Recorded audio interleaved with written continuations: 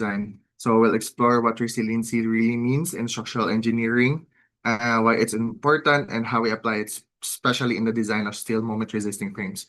So dili lang ni siya about making structures strong, no? It's truly about making our structures not only survive, but also bounce back quickly after extreme events like earthquakes. So it's a critical concept in modern steel design, especially in seismically active areas like our country, the Philippines, like the Philippines. Uh, so here's our roadmap. We will start with the context of the course that define what resiliency means in structural design.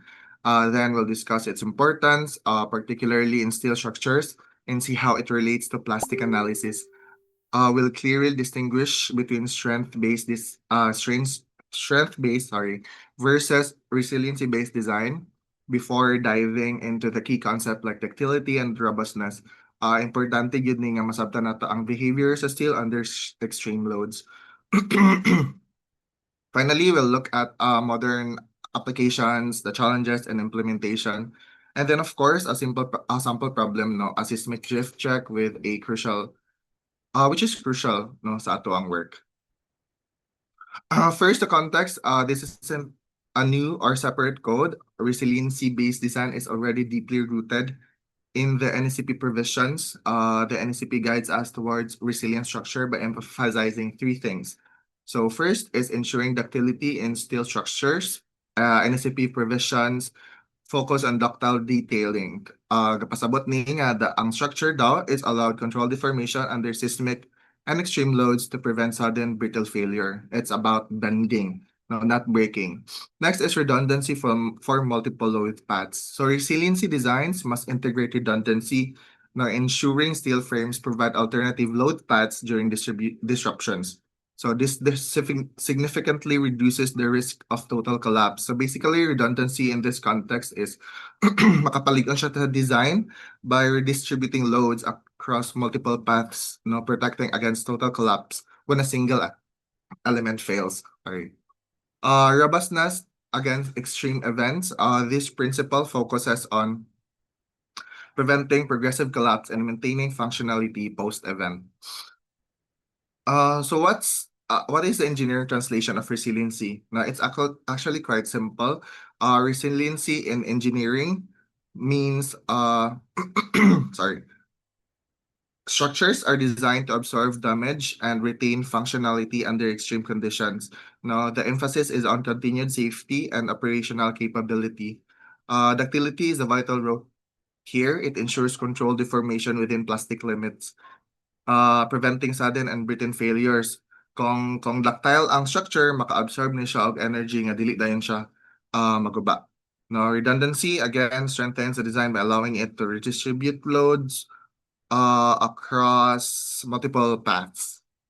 As I've mentioned earlier, no, para dili siya mag-collapse totally if mag-fail ang isa ka element.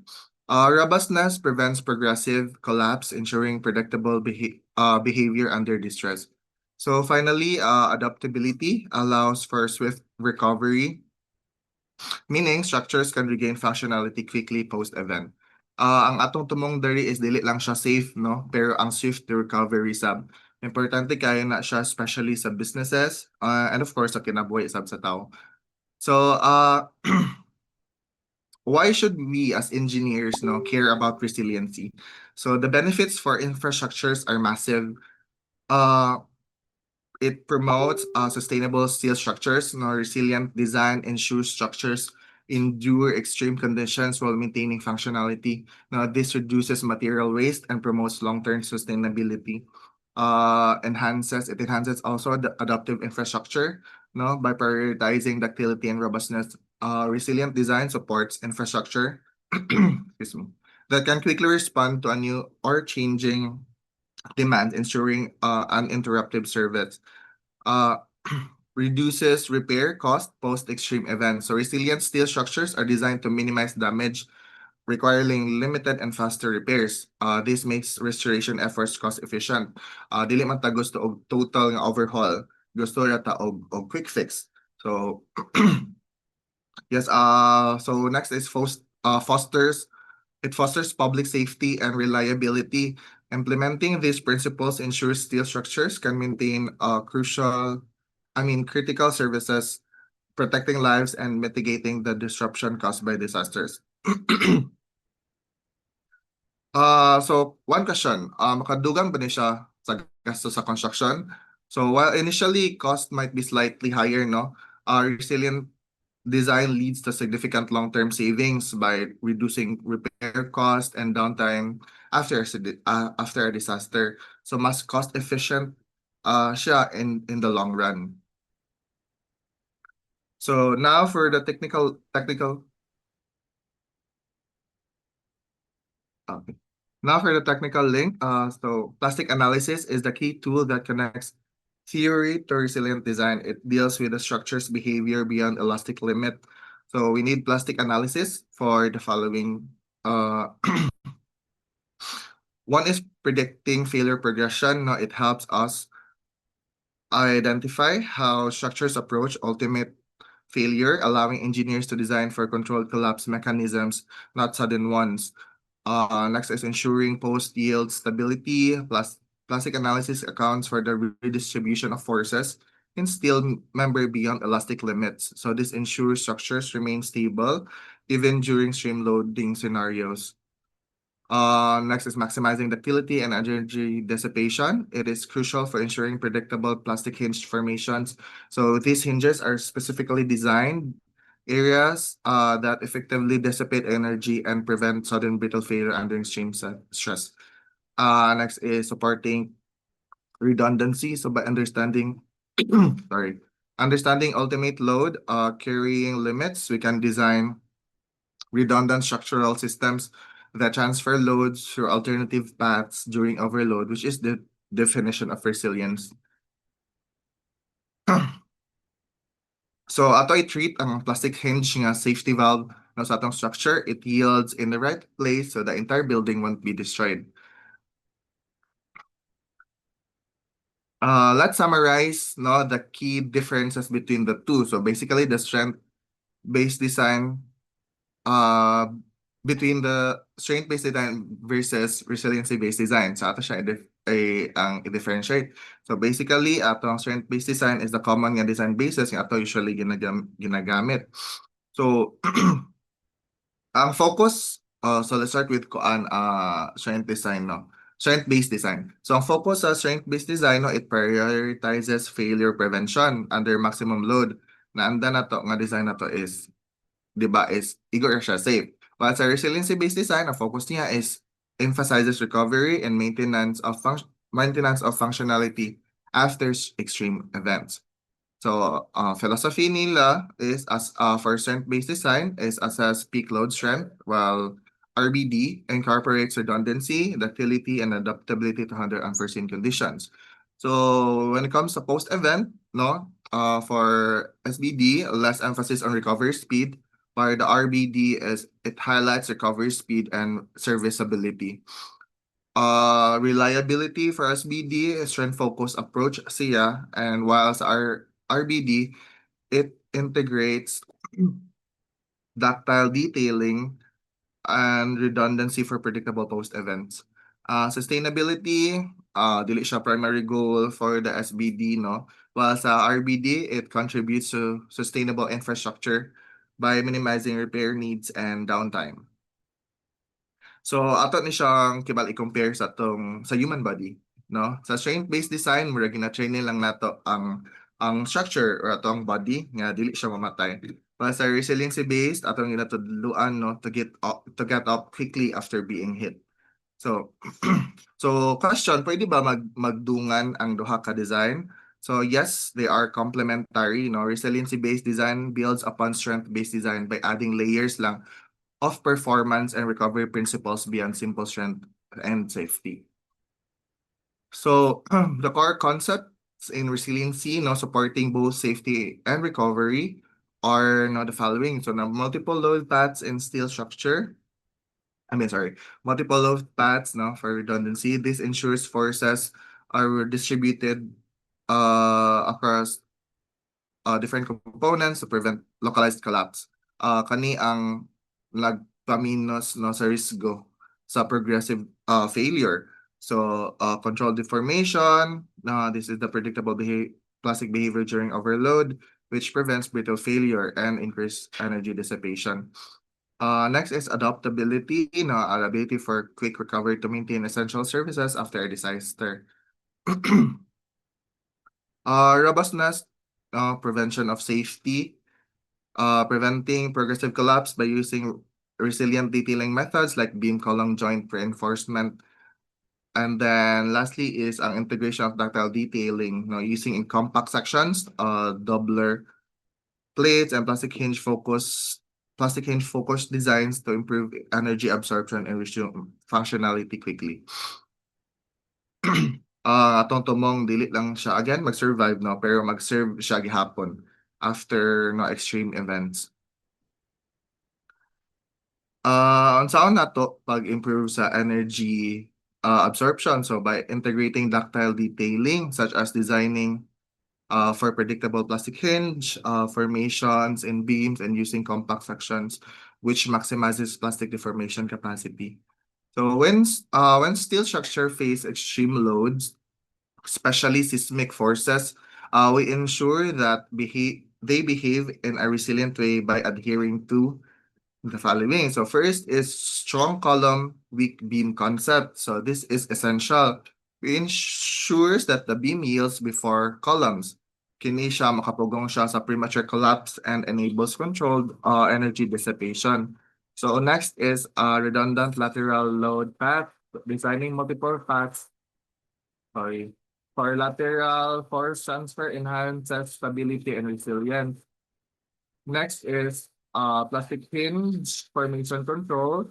We tailor beam column connections to ensure predictable plastic hinge locations and maintaining structural integrity. Guys, sorry, madungog ra akong tingog dili rasaba ang background.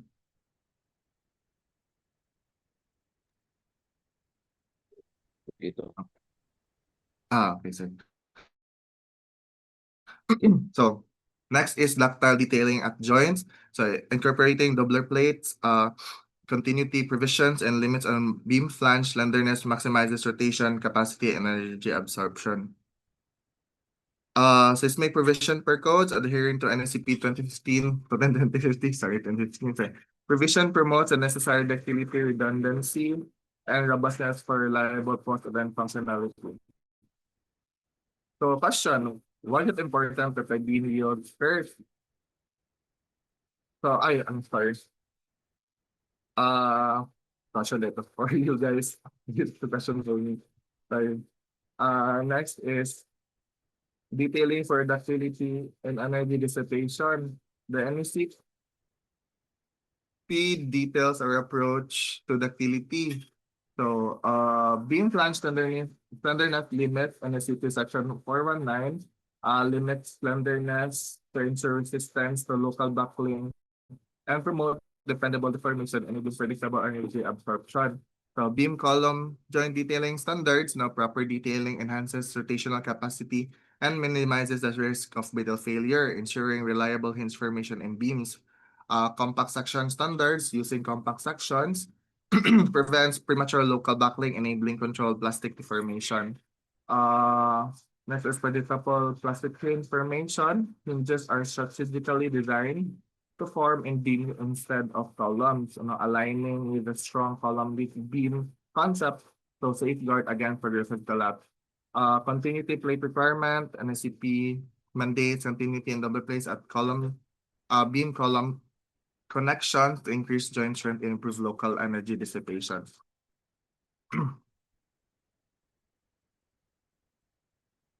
Limit states and post-yield behavior. So our resiliency is about managing the limit states beyond yielding. So we achieve collapse prevention through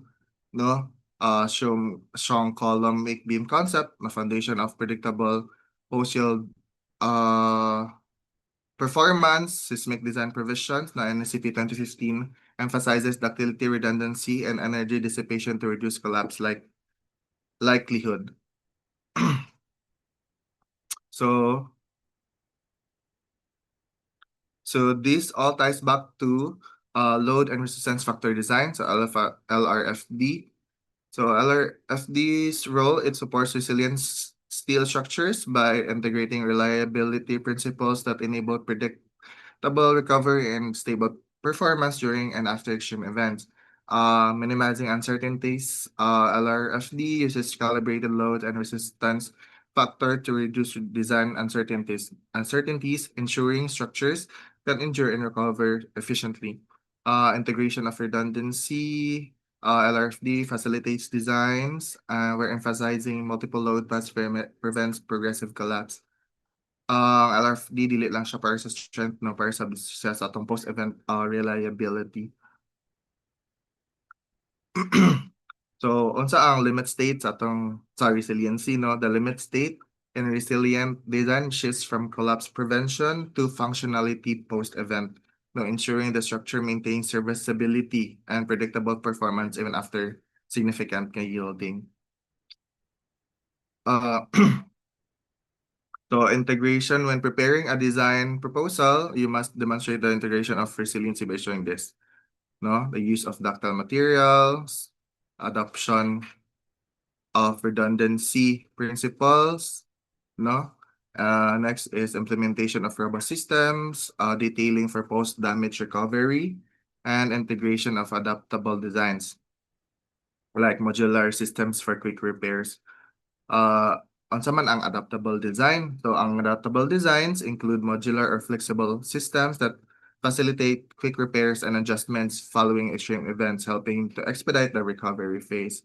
So implementing this high-level design has challenges, no? One is overcoming inertia in adoption. So there's a natural resistance to transitioning from traditional conservative design methods. Next is balancing innovation with cost constraints. Integrating resilient, robust solutions must be cost effective to ensure overall feasibility without compromising safety. So need for education, promoting resilience, education, and professional development is key to fostering adaptability across design practices.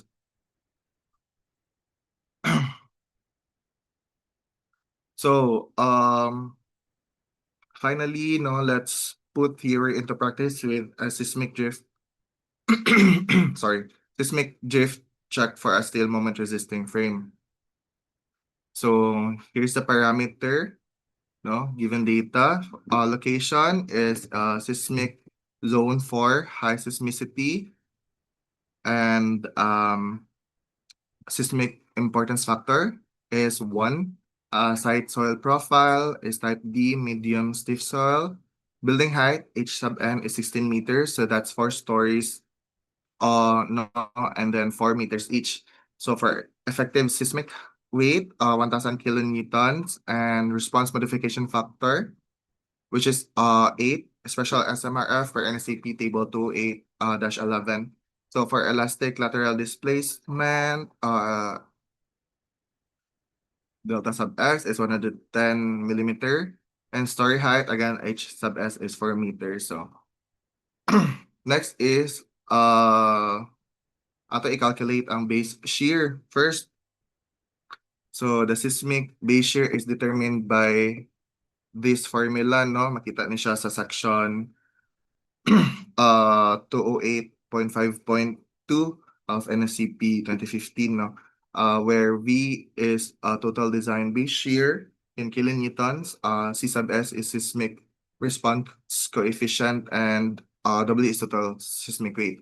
Since naa naman tayo value sa ato ang total seismic weight, which is 1,000, ato na lang pangitaon ato ang seismic response coefficient, which is ang C sub S. So to determine the value of C sub S, we have this following formula.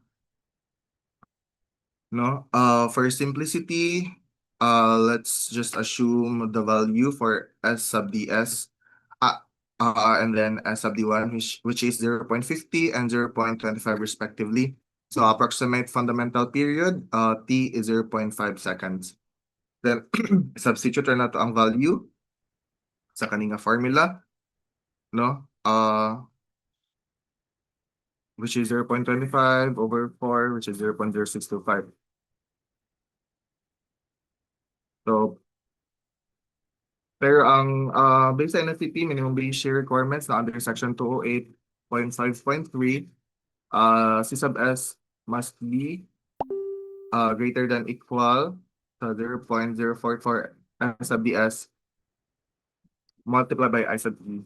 So, ito, again, anti-value for this. So, ito na siyang i-substitute directly.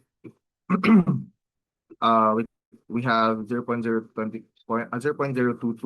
and then kagnipod nga condition, which is C sub S is less than equal to S sub DS over R over I sub E, which is 0.625. So, ang mag-govern ani niya is ang 0.0625. So, atong gamiton for C sub S is ang 0.0625. So, nanantay value sa ato ang C sub S, napunta value sa itong W. So, ito na siya substitute directly. Sorry. So, ato ang answer for that, no, ato ang base shear is 62.5 kilonewton. So, this represents a total lateral design force at the base of the structure. So, next is ato po i-compute ang forces each story with this formula. So, W sub I is seismic weight at level I, A sub I height of level I above base, K is 1 for T is less than equal 0.5 S. For equal story weight, no? Ang ato ang W sub I is 250 kilonewtons. No, ato rin siyang table. So, first story is ang hiyang height is 4. No, the base din siya, gikan din siya sa base, no? Ang atong first story is 4. So, ato rin siyang i-substitute ang mga value aning kaning which is ang value ani dari nga formula. So, ato lang siyang gi-table para diretso na to makita. So, for first na story is 3.9 kilonewton. For second is, which is, yung height is 8 from base, no? Ang force is 7.8 kilonewton. Third is 12 meters from the base. Yung force is 11.7.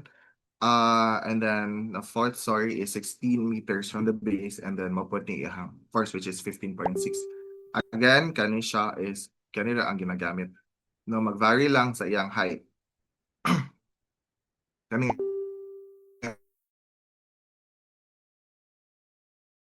formula again. Value for delta x, which is 110 mm.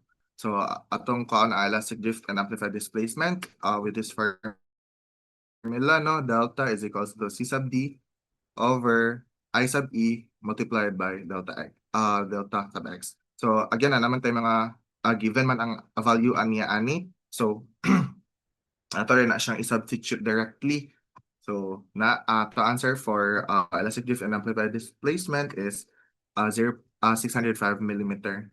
For interstory drift ratio, so drift ratio is equal to atong delta over H sub S, which is ang height na to per floor, no, which is 4,000 millimeter. So, ato ang interstory drift ratio is 15.1%.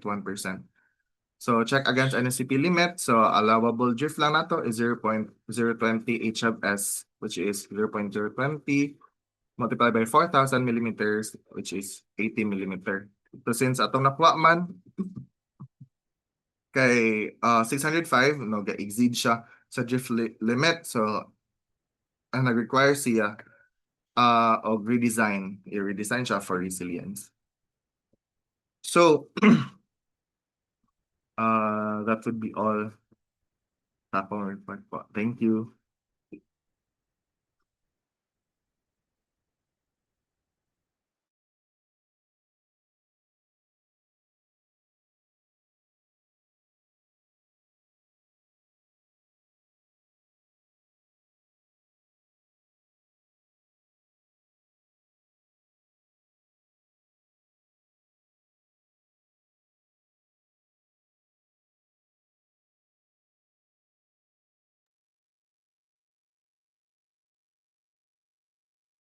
Okay, so thank you, Engineer Miguito. Please kindly show your slide mo sa sample application ni Engineer Miguito.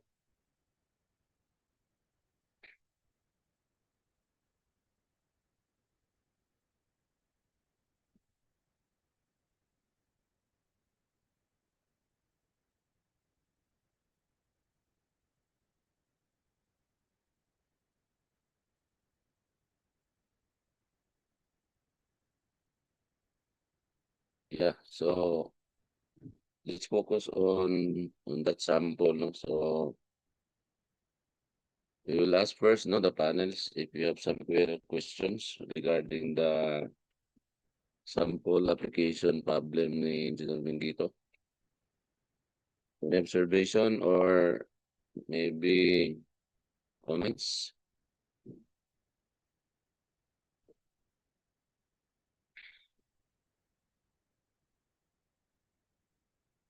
Yeah, I think we have Engineer P, no? Engineer P, recognize. Hello, sir, can I take a look at again the table of the yung base year? So yun sa calculations. Here po. That one. Uh, Excuse me, Engineer T, no? May we request everyone to turn on your cam, no? Since this is already an question and answer portion. hello, sir, sir, dili ba ano, murag reverse ang ano, value sa F kay murag mas smaller ang F sa lower story and then higher sa taas. Kay if tanawan ng equation, di ba naka-summation of WIHI ang lower, so ang denominator, so mas magkada ko ang values sa denominator, mas mo gamay ang value as you go up, or sakto ba akong ano, akong interpretation?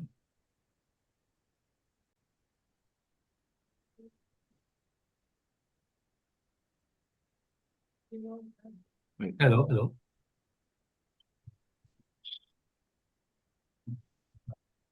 Hello, sir. Can we do a sample ng manual computation para makita ang values? Kay sa ko understanding, di ba mas dako man usually ang ano, ang shear force sa lower force, and then mas smaller as you go up. Okay, sir, ay, wala akong yung manual comment. Calculator.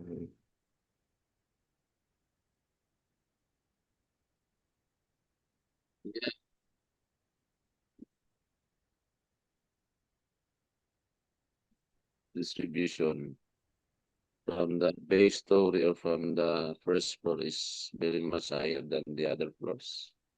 I think that's the observation of Engineer T. Yes, sir. Wait, sir. Ako sa i-calculate.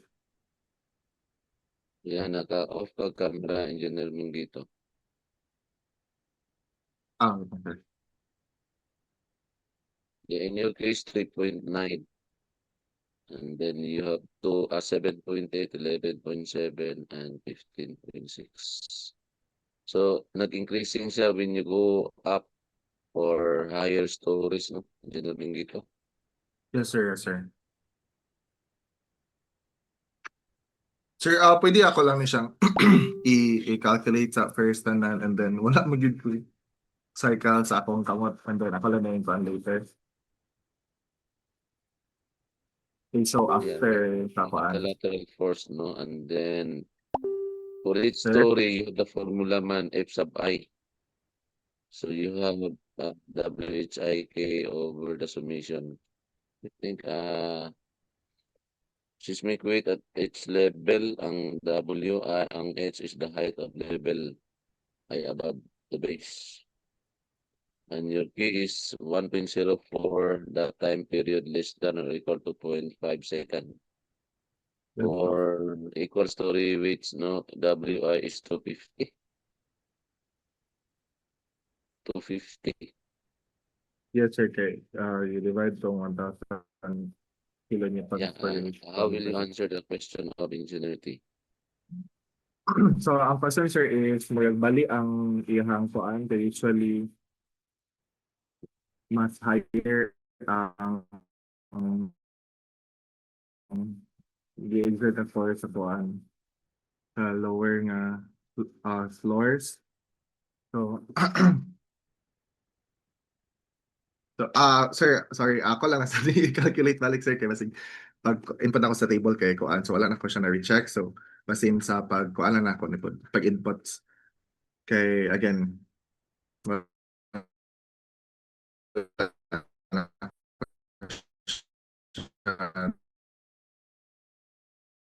na recheck.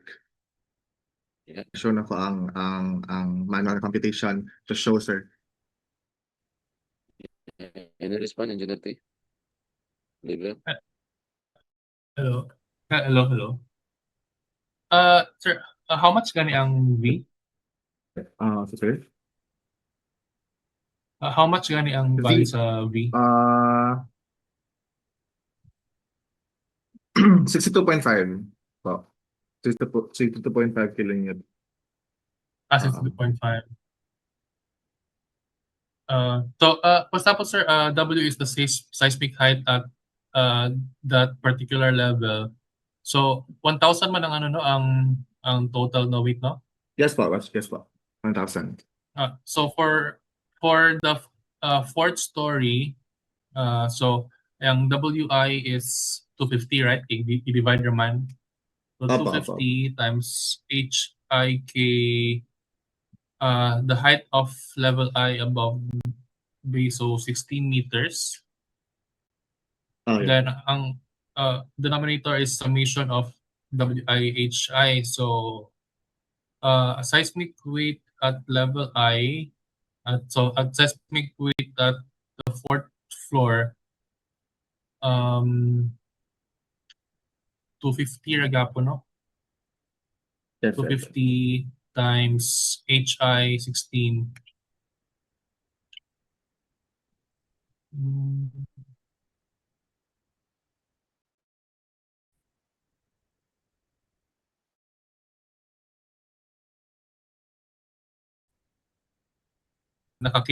raised to the power of k ba na, sir?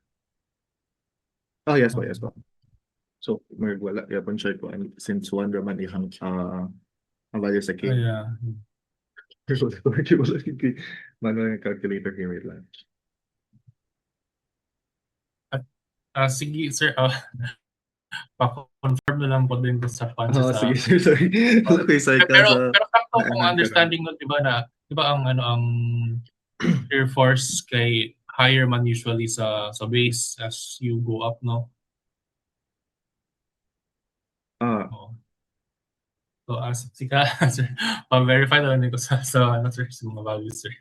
Thank you, sir. More to question, sir. Okay po. Thank you, Engineer Oliver. I think we have Engineer Dea.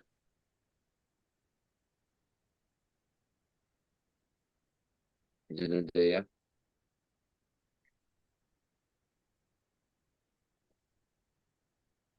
Good morning. You have a question? Ganun.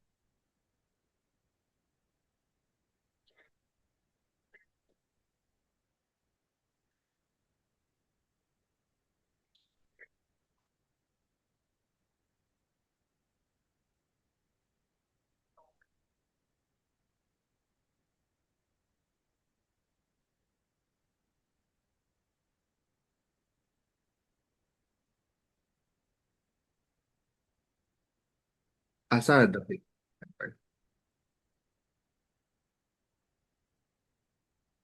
This one?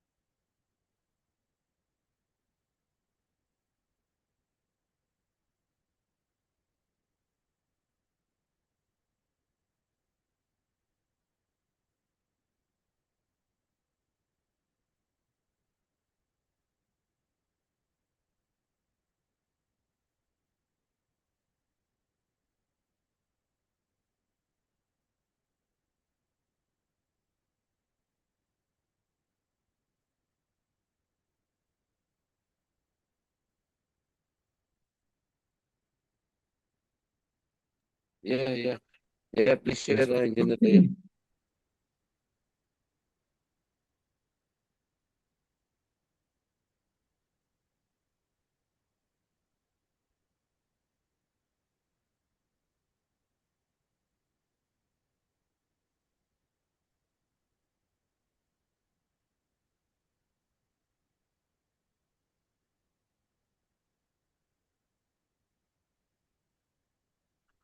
Please, visible sa Engineer Teo. Yes.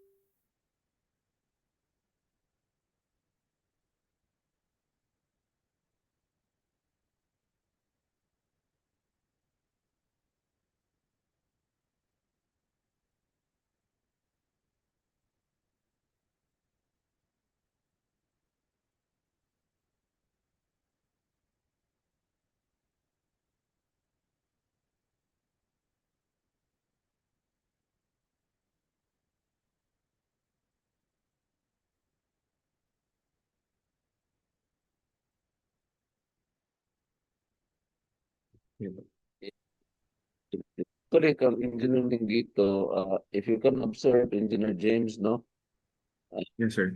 you are using a method which is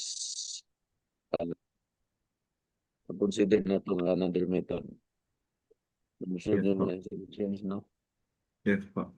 Because the one presented by Engineer Dea is just the basic fundamentals of calculating, no, kato mga lateral force distribution, calculating the base shear, but na-observe niyo mo sa imong presentation, Engineer James, no, nga naka-SDS Yes, sir. and Yes, sir. naka-SD1, Yes, po.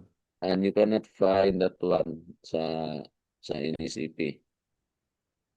No, so maybe that's the reason why siguro Engineer James Yes. nung kuan ang calculation nimo is quite different from the one presented po ni Engineer Dea. Yes, po. No, so kaning SD1 and SDS I think mao ni siya ang kuano kaning formula.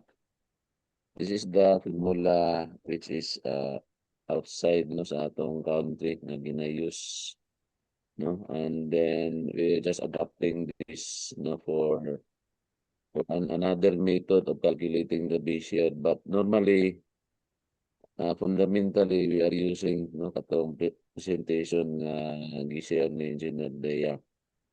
But if I may ask you, Engineer James, no, ang SDS is was used or being used in this sample problem.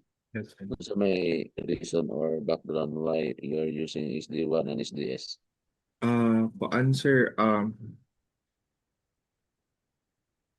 To answer, gina-use ning SDS and SD1, sir, no? Kay ang kaninga man nga procedure is ang to answer, wait. Equivalent lateral force procedure. So, kani siya nga procedure is agayu siya aning nga mga values differ sir, para makita sir to compute seismic forces using again F procedure, gina-represent na niya sir kung how strong ang ground shaking sa site. So Presents the earthquake or the seismic aspect of these values 0.5 and 0.25. sir, This 0.5 and 0.25, these values represent the seismic aspect of your problem. Is it yes right? sir, yes sir, this lang sa concern po, assumption po sir, or Would this be referring to the NA and NB sa atong basic na calculation? Would this be the NA or the NB?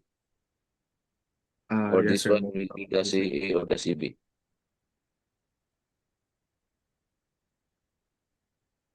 No, because one of the reasons siguro, Engineer James, no, basig ang method po nga ginayos no, sa imong presentation that will just vary no, with the one presented by Engineer Dea. Maybe the method you are just using is different from the one no, in which we are using sa atong calculation no, sa atong undergrad and even sa atong pag-design. So, what is this SDS, by the way, Engineer James? Unsa man siya SDS? Nganong SDS man siya? Sir, SDS corresponds to design short period acceleration, so it corresponds to short period, 0.2 seconds. So this is the shaking intensity felt by stiffer or low mid-rise nga buildings, sir.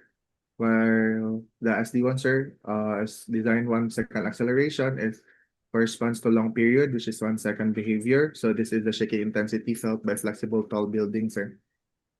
Okay, so short period ang SDS and then long period ang SD1 na siya or SDL? Sir? Basic SDL ng kanang SDS, ang S is referring to the short period. SD1, sir. SD1 dili na SDL. Yes po, yes po. So SD1 referring to the long period. So meaning that is time period. Yes sir, Ang SD1 and based yan SDS. sir sa anthem. Okay. So meaning does that mean no nga kanang SDS nimo is 0.5 second? Ang SD1 is 0.25 second? Yes sir. Tama ba siya, Engineer James? No sir, dili siya sorry. Intensity of shaking, sir. Yeah, intensity. Intensity, approximate fundamental period is 0.5 second. So that values were being used sa ano sa imong pag-calculate sa CS. Yes. Sa CS to siya. Yes. I don't know, Engineer James, siguro if you can have some time maybe sa next meeting, no? To give us more on this problem application nimo. Okay, sir. Okay, sir. Maybe ang kuhanin mo is give us a bit of the background or rationale of your SDS and SD1. Okay, sir. Okay, sir. No, and then I think this one is an ECI method na nimong represent siguro, Engineer James. Is Yes, it sir. an ECI Wala method or ka.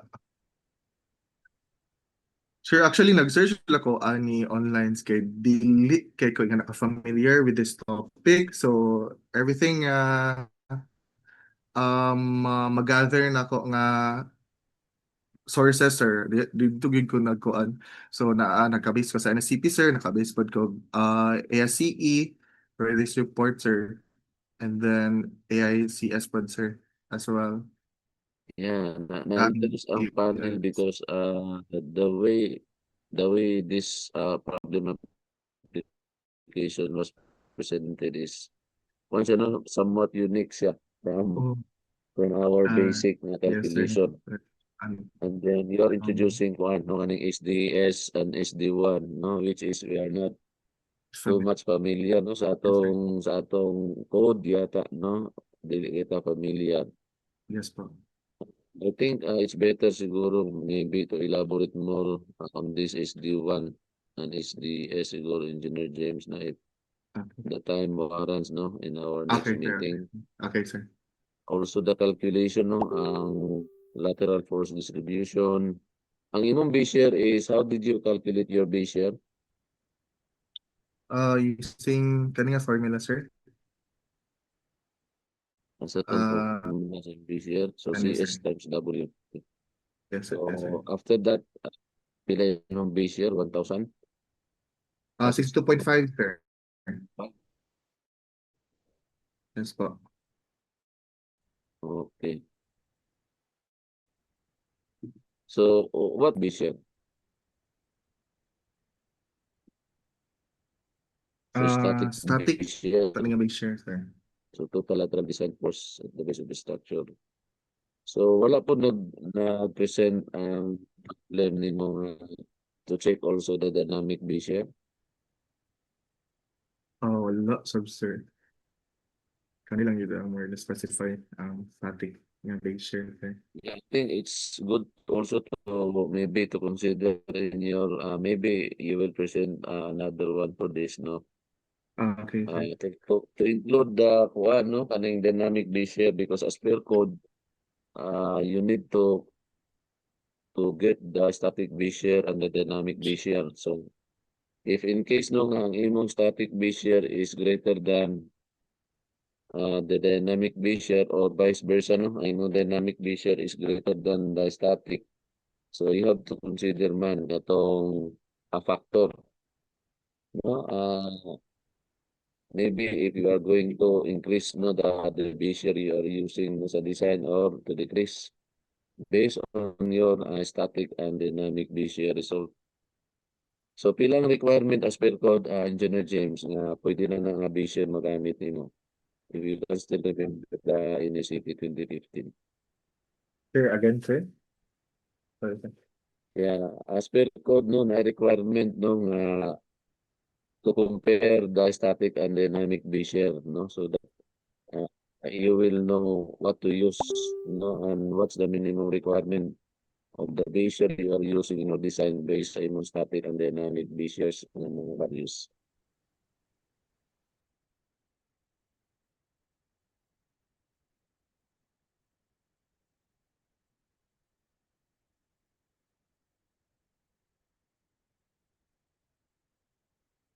Can you still remember how many percent para ma-use na to sa design ng minimum requirements sa base share?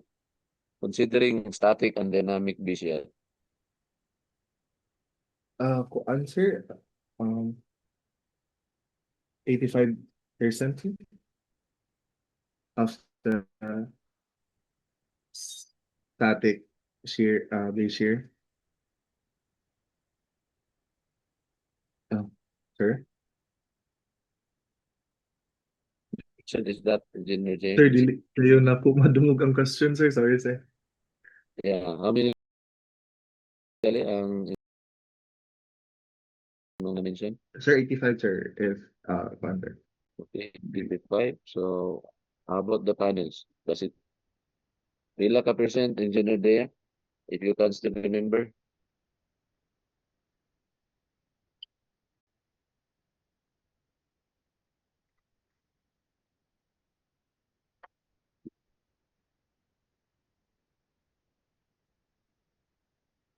The design, you are going to calculate na especially if you're going to the dynamic analysis, no?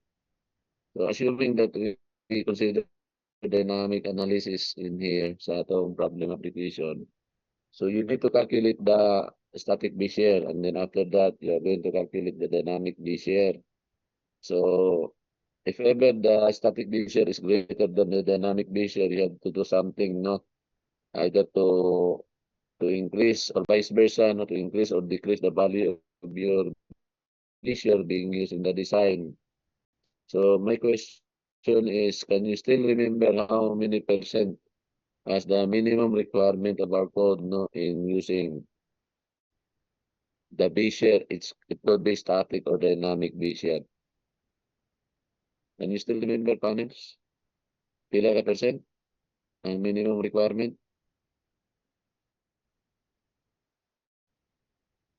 Because sa presentation ni Engineer James, sa presentation ni Engineer James, static Bezier lang ang iyang gina-present na value. So, considering dynamic Bezier, so you need to calculate the dynamic Bezier and then compare the two. And then what to do next after comparing the two for the minimum Bezier to be used as per code na to sa NECP 2015. So, di sa may naka-remember, pila ka percent ang minimum requirement among the panels? Engineer Mark Anthony. Pila ka percent? Sir, wala pud ba akong kabalo, sir? Kay wala ba ko nakakuan sa ing ani nga prob, sir, baka ng dynamic Bezier. So, both Manlian or maybe other engineers, Engineer T, Manlian or anyone from the panel. Pilang requirement sa code? Dili ko familiar, sir. Yeah. Okay, so how about Manlian? Yes, you will know that value, no, when you take up the structural dynamics, no, kanang subject rather, structural dynamic and earthquake engineering. So you will know then, no, what's the requirement, no, sa atong code, which is 90%.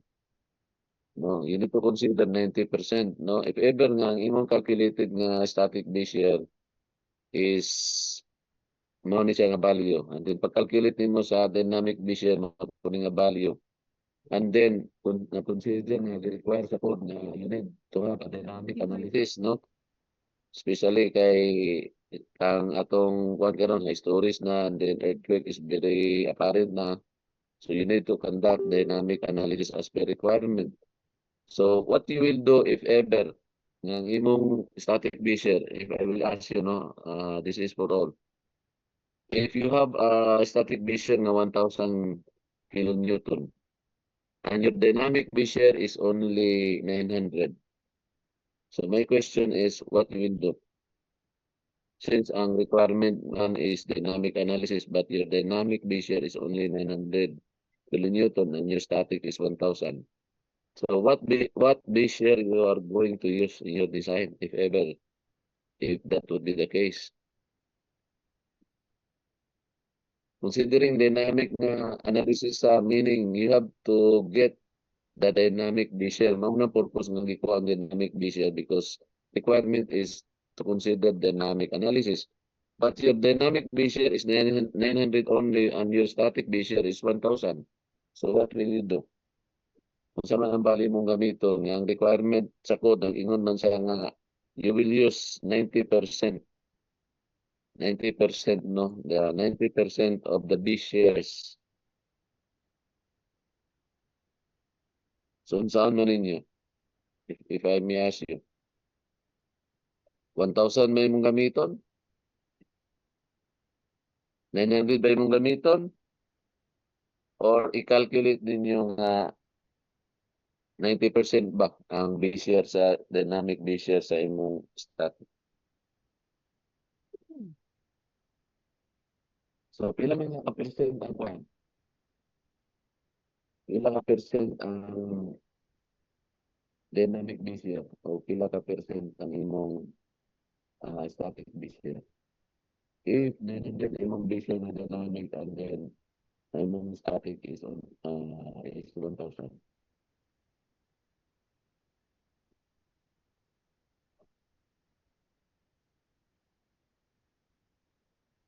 Hi, sir. Hello. Yes.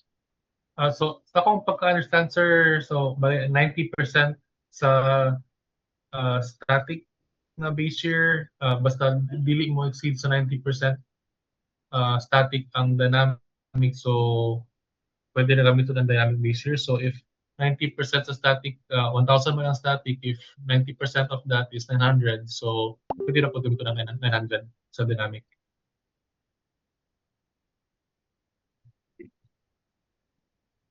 Engineer Oliver.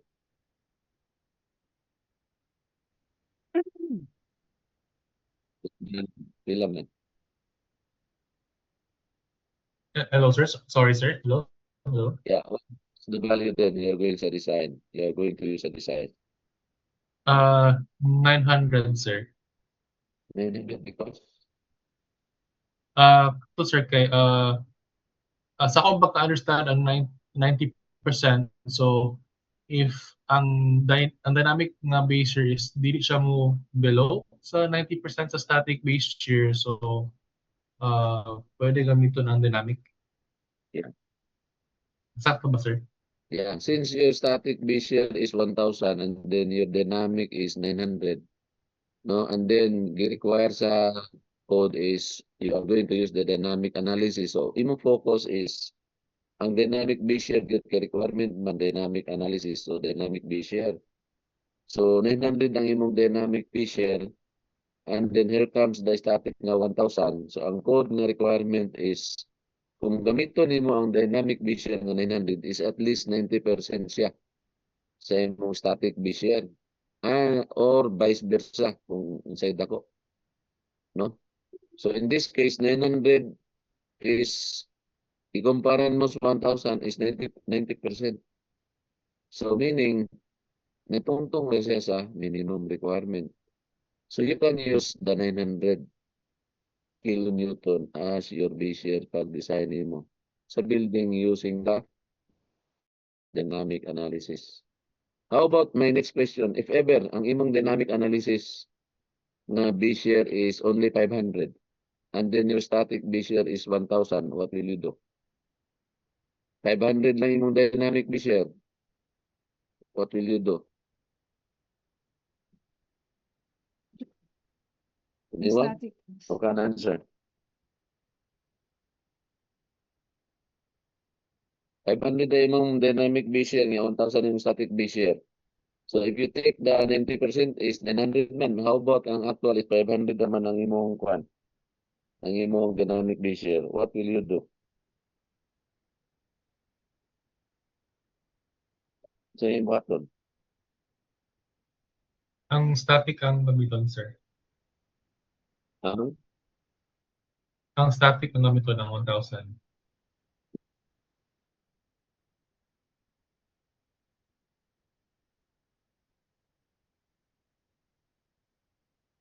Okay.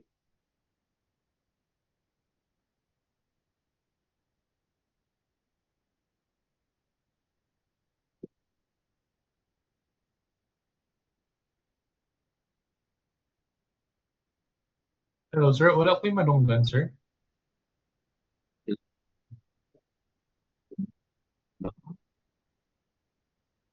Yeah. Madunggan ako. Audible na ako, Engineer Oliver. Yes, sir. Yes, sir. So why you are going to use the 1,000 static base year? Why? Na 500 naman itong dynamic base year. Okay, below man siya sa 90%, sir, na minimum na value.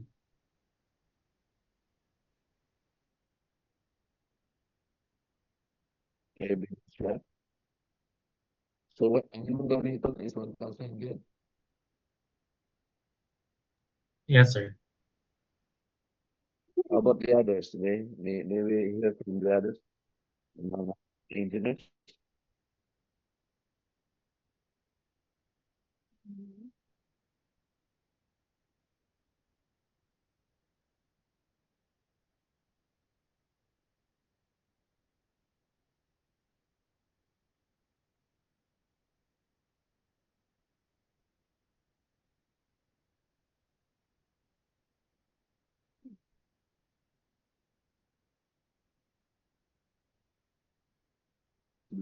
900. There. You will use 900 kilonewton. Side lugar nga imong dynamic measure nga total is 500, but in the design you're going to use 900. So, there.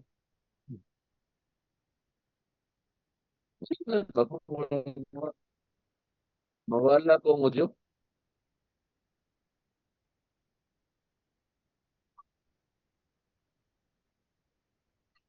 Okay, okay. So you are going to use 900, no? Engineer Dea. Okay. So how about the others? Do you agree? Si Engineer Oliver, no, mag-use siya 1,000. But si Engineer Dea is mag-use siya og 900. How about the others? Si Engineer Lian. Ilang gamiton, Ma'am Lian? Kung 500 ang imong actual dynamic base sheet. Um,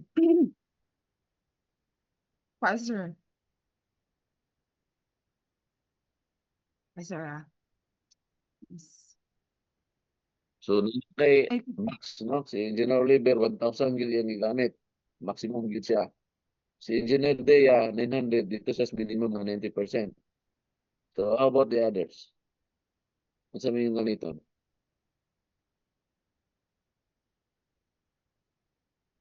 I think the same with Engineer Dea, sir. The minimum. eh,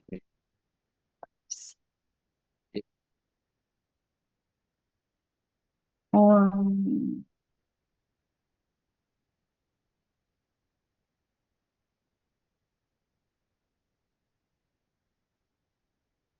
800. Kasi ano, use the minimum. Okay ka po na siya as per code, no? So, maglisod ka bago og why. No, because the code specifies, Ma'am God, that the dynamic base must not be less than 90% of the static base year. So, nagyo na sa code. Ang imong dynamic base year must not be less than 90% of the static base year. So, therefore, ang atong case number 2 karon kay Kumana man tas case 1 ganina, no? Nga 900 o 1,000. So, ni suffice lang 900 sa minimum nga 90%. Ang case 2 nato is 1,000 ang static base year o 500 lang ang dynamic base year. So, as per Engineer John Olivetti, mag-use sa 1,000, no? So, si Engineer Dea and si Ma'am Lian, mingon sila nga they will use 900 kilonewton kay may minimum, no? So, wala po nag-ingon ang uban nga, one sir, mo-use ko og kani. So, if I will ask you, if I will use 950 kilonewton, is it okay or not okay? Sir,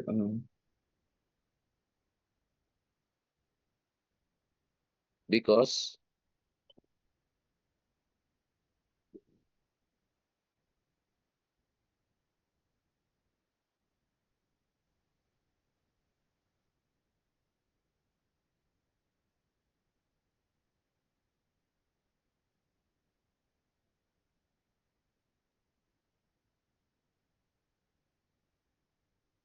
yun, that's a very good answer.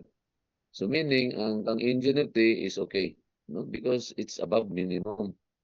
Wala nag prohibit ang code no nga dili gud minimum gud. No, still ang 1,000 is way above the minimum nga 90%. And sa inyo pong engineer Dea o ni Ma'am Lian, use the minimum so wala punta nag-violate sa code. So sa akong example, kung mogamit ko 950, so the same. Wala tayong mag-violate sa code. But when it comes to other aspect like economy, no, ingana ng aspect, money matters of financial aspect. So diyan na dayon, no, kay the greater the base share, mag-entails mo na siya og mas greater po the financial aspect, no, kay dako-dako man ang sizes po sa atong mga structural members compared sa 90% o 900. So tama tong answer tanan, no, walay sayo. So mo nang gi-specify sa code nga ang ato daong dynamic base share must not be less than 90% of the static base share. No, so mo nang gi-present ako sa inyo karon katong nga case ng static is 1,000 and then dynamic na is less than sa 1,000, so mga mga answers. So if I will ask you, how about if na reverse? Ang inyong dynamic base share is 1,000 and your static base share is only 500. What will you do?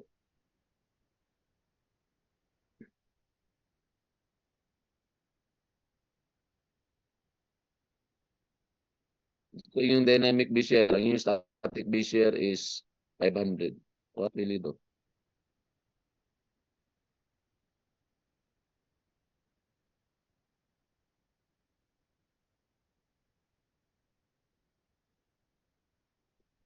From there, 90% on 500.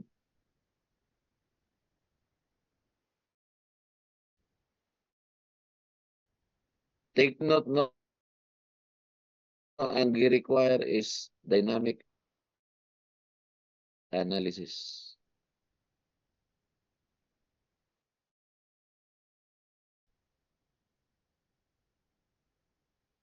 Sinugit siya. So, dili pwede nga ang static base share ang basis nga problem sa 90%. So, nag-violate na ta na sa code. Otherwise, kung wala nag-require ang atong code nga using dynamic analysis, pwede rin ka mo consider sa static base share anytime. But kung i-require yun sa code nga you have to conduct dynamic analysis, so ang actor there is ang dynamic base share. So that's why you focus on the dynamic base share. No, sa case na to kanina, di ba, na-present man ko nga 1,000 ang static but imong dynamic is 900. Yang answer is pwede ra, no, nga 900 ang gamiton kay 90% man, no, as per code requirement nga 90% daw dynamic base share sa static base share. And then ang second nato nga gi-present kung 500 ang dynamic base share. So gamiton is 900, no? Or 950 or si Engineer Oliver 1,000 gid yung gamiton maskin gamay nga to dynamic base share nga 500. Ang tawag nato ang student is nag-scale up pa, no? Gi-scale up nato ang dynamic base share just to comply sa requirements sa code ng dynamic base share daw must not be less than 90% of the static base share, no? Kaya dako man ang static base share, so gi-scale up na to ang dynamic base share kay requirement man siya sa dynamic analysis. No, kaya nag-ingon man ang code na you have to conduct dynamic analysis. So mo focus sa dynamic base share nga i-scale up na to siya para mo comply ta sa code na ang gi-require is ang dynamic base share must not be less than 90% of the static base share. In case nga yung static base share is greater than the dynamic base share. So ato tong i-comply. Gi-scale up pa og 900, 950 or si Engineer Oliver 1,000 gid para dako gyud safety factor. Wala ta nag-violate sa code, anak. So ang next question nako karon is how about kung na-reverse? Ang atong dynamic base share is greater than the static base share. Ang code requirements still remain no nga using dynamic analysis. So naging si Engineer Dia nga mo take tag 90% sa static, no. So mag-violate na ka sa code ana Engineer Dia. So unsa man ang buhaton, you have to follow the dynamic base share nga value. You have to follow the dynamic base share. Kung 1,000 imong dynamic base share, ang imong static base share is only 500. Dili na ka need mag-scaling up. Kay dako naman ang imong dynamic base share kaysa static. So you have to use the dynamic base share nga value sa design. Because ang code requirement is you have to conduct dynamic analysis. Excuse me. Otherwise, kung wala nag-require ang code no nga mag-use kag dynamic measure, kaya naman good mga provision sa mga buildings nga high stories no nga subjected kayo nga daghang factors considered like seismic, nearest the fault line, yung proximity to the fault line, you have to conduct dynamic analysis. So you have to consider dynamic measure. But kung ang code nag-ingon nga dili requirement ang dynamic analysis, so you have to use the static measure. No need to calculate the dynamic measure. Kaya na naman ka mag-calculate sa dynamic measure kung nag-require ang code nga mag-conduct ang dynamic analysis. In which sa dynamic analysis, diyan na ang mga time nga mag-use tag mga time histories, no? Mga time histories nagliba ka na bitawng record sa mga seismic acceleration, diyan naman ang makita sa dynamic analysis, mga time histories, o kanang mga gitawag na to response spectrum method. So, maybe it's good for your students no katong wala pa nang take up of structural dynamics, no, to take and maybe request the subject no if ever you wish to know more about structural dynamics. Kaya di ano musulod ang kaniyatong discussion about the dynamic measure. Okay, so I think the presentation was good, no, Engineer Minggito, but he presented another method, Engineer James, no? And maybe it's good, Engineer James, no, that you presented this one because this is no, this is new for some of the engineers no nga mag-use kag SDS, SD1, but we request siguro Engineer James no nga maybe you have to expound more on this no sa imong one siguro before ta sa ma-present sa inyong individual nga PIT, you are going to expound more no what is SDS. Yun sa pagkuha ang SDS kay ang imong gibutang manggod for simplicity, assume SDS is 0.5, SD1 is 0.25. Much better siguro nga i-elaborate nimo ang rational nga nung nga kung pwede di tayo mag-assume kung sa gamiton ba sa design based po sa imong sample problem. Okay, sir. Pasig na table ano Engineer James? Nabay table ano sa SDS, SD1? Sir, kuan ko resources regarding ano nga problem, sir, and then palang to present. Yeah, but I think it's good also nga you have presented this Engineer James, no? Maybe ano siya, another area to be considered or to be explored, no? Ani mga SDS o SD1. No, because ato biyang code Engineer James kay kabantay biya ta tanan nga NA lang tag NB, di ba? NA NB sa ECB, but this is new. No, kaning SDS o SD1, this is new. So maybe you can, no, maybe in the future siguro, Engineer James, you can explore this one maybe as possible ni mga topic, no, to have in your thesis kaning mga ingani nga topic which is not kuan bitaw ka ng usual sa presentation bitaw sa atong code. Maybe you can explore on this more, no, about kaning area. Especially in calculating, no, because this one differs from the ordinary method that we are using Engineer James, no, as also shared by Engineer Dea. Okay? So na lang siguro yung mga line factors kina-consider kanina mong i-present karon. But it's good to know that we presented this one, Engineer James. So Ay, sir. kani siya just a matter of comparison naman ni sa kuan, but maybe this one is also good no nga at least natapon ni sa nga natapon Engineer James. Okay, Hello, sir. Yes, Ma'am Lian.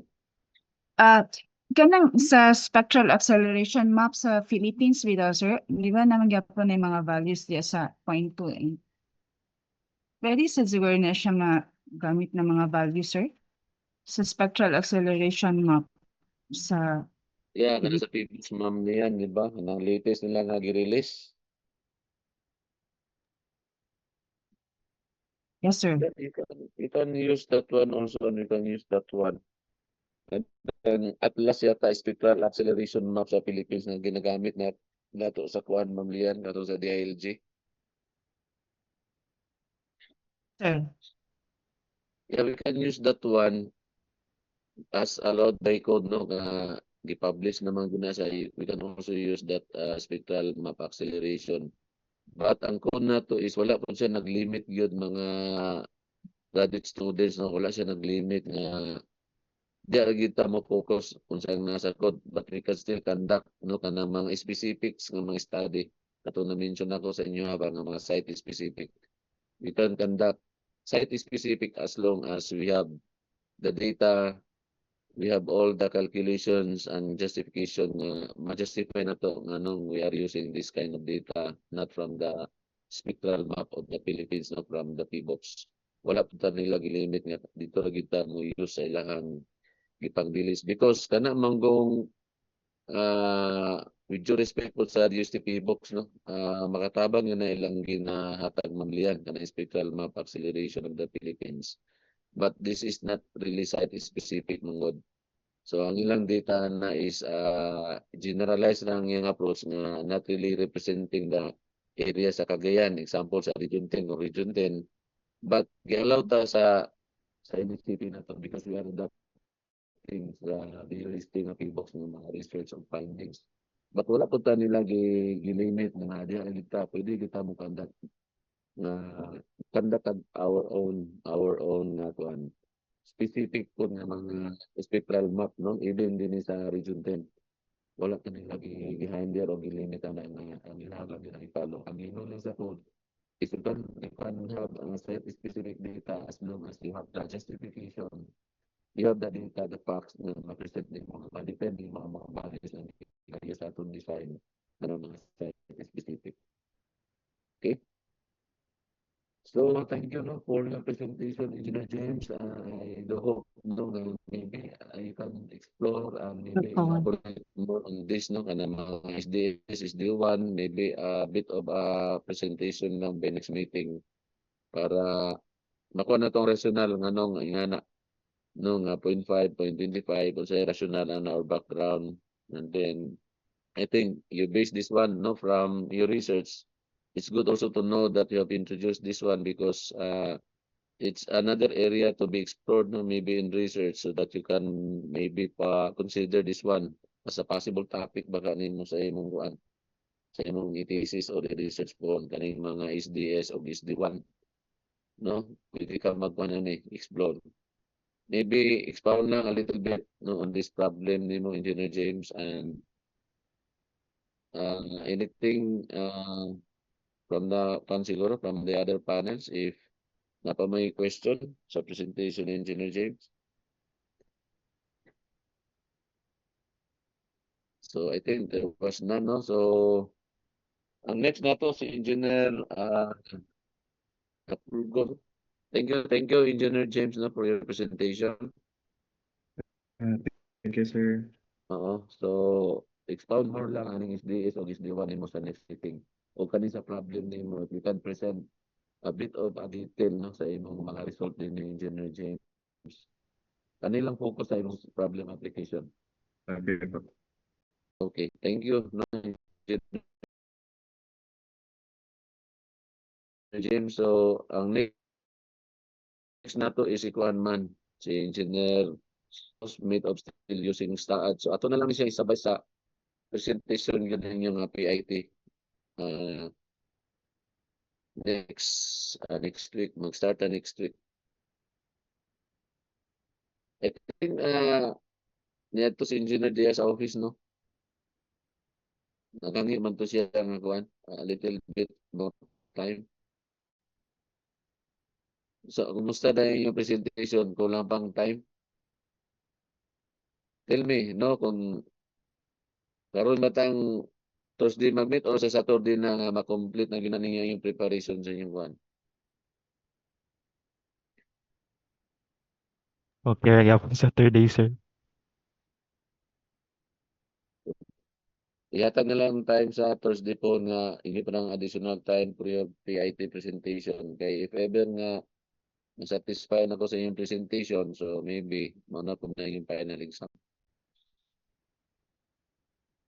So make sure lang yun nga kuan, no, kanang very comprehensive yung presentation as per katong gihatag na ko nga templates dito sa Google Classroom. I do hope nga nakita na ninyo. Nakita na to ninyo? Yes, sir. Lagi. So, ikuha na lang na ninyo if ever nga na-satisfied ko sa inyong output. So, it's good, no? Maybe that would be then our final po ninyong exam. So, okay na Dana. Sir, na ko question, sir, regarding sa PIP, sir. Ang structure na among i-design is two-story with roof deck, sir, no? Possible, no? Possible. Sahad, Yes. nag-ask mo daw sa Engineer Dea nga, yapil ba ang kuan? Kung critical nga asahol na, i-asahol na ninyo ang pag-simulate. Sorry, sir, pwede concrete ang i-design, sir? Dili steel? Again. Ang structure nga i-design is steel, sir, no? Or pwede po concrete? Steel structure man, i-prepare yun na ito ang steel. But if ever, na may combination nga composite siya with steel, pwede na po as long as na steel ang inyong pag-design. Pwede na po composite nga with concrete. Ang type of structure, sir, two-story with roof deck siya, sir, no? Ini kuan actually ang na-mention sa first pag na sa semester is as long as it is made of steel, no? Priority na to nga made of steel, but kung nagangi uban nga na ay concrete nga makomposite, okay ra. Pwede siya as long as it is kuan civil engineering structure like mga balay, building or kanang mga bridge baka okay ra na siya So, basta so any ra, sir, kami ra magbuot sa Yeah. kanang parameters sa unsa nga type. So kami ra kita lang magbuot, sir, no? yeah, as Ang- per code lang yapon mo base mo sa code Okay. nga kung sa required. Then ang presentation, sir, kay yung format kay mura siya og kanang research, so na siya nakabutang discussion of results, conclusion, na siya references. Unsa mo ibutang sa references, sir, since mag-design naman Yung yan mga sa basis, staan. sa mga basis ninyo ibutan sa references, daghan mo gyud mo references. Isa na So, ang code in SAP, di ba? Usa Ah, man ang code. yes. So pwede ra NSCP sa mga code ang mga ibutang. Dili Pero necessary dili nga lang journal siguro, articles. appeal lang articles, if possible. Okay. Imo naman ang research sa inyong padulungan to consider all the articles, especially kung published articles, ibutang yun na ninyo. Okay, sir. Sir, so dili na tayo mag-meet this Thursday, sir, sa Saturday na. Yeah, sa Saturday na to give you some time, no, para i-prepare ninyo na inyong output. Otherwise, wala nag-reason nga dili na ma-comprehensive inyong presentation kay if satisfy ko, di na tayo mag-final. Ano na yung final? Okay, sir.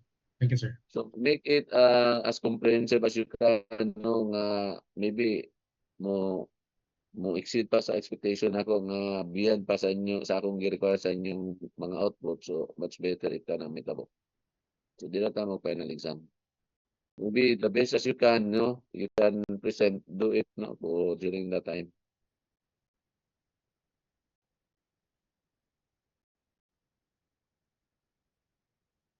Ma-present din mo every details, no? Much better, no? Kanang detalye. Meaning, sa akong endboard, nakita na ako nga nakabalog ka sa imong gibuhat. No? Meaning, kay output based o outcomes based education yun, no? Nga kay output nga you really know what you did and what you have presented. So, mawala na siya. So, we will not meet this Thursday, no? But on Saturday, I expect nung ataga na ko mo og kuan, no? Per presento, no? Instead of what I mentioned nung ato lang is maximum 30 minutes per presentor. Kaya ako nang gina-consider nga ang iyong output ana is ako ginasang scrutinize to the max nga if I'm satisfied, so wala na yung mga final exam na tabo dayon na to if ever nga satisfied ko sa iyong mga outputs. So more or less 30 minutes per presenter. So ingana mo ma-scrutinize, no, during your presentation. So every aspect question na to atong i-filter o ako mong emission, no, with that presentation.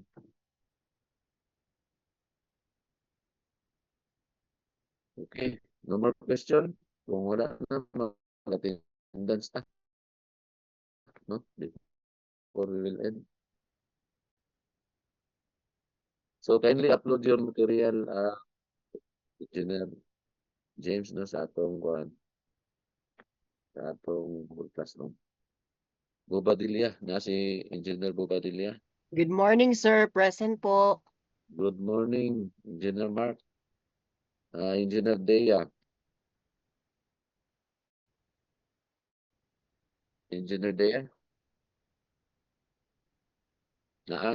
Okay. Engineer Wina Kilat.